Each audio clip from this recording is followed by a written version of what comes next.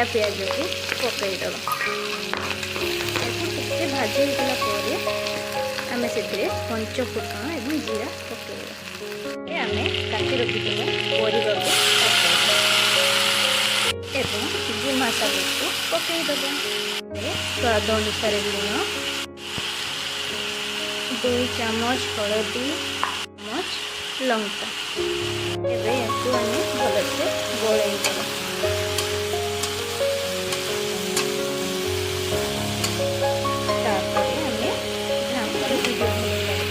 like share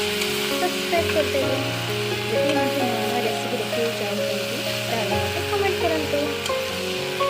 देखो मुझे जमा भी पानी दौना सेमती ही मुझे बिना पानी तो ऑलमोस्ट मोर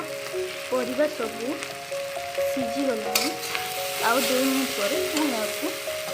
कढ़ाई काढ़ी आनी गोटे पात्र को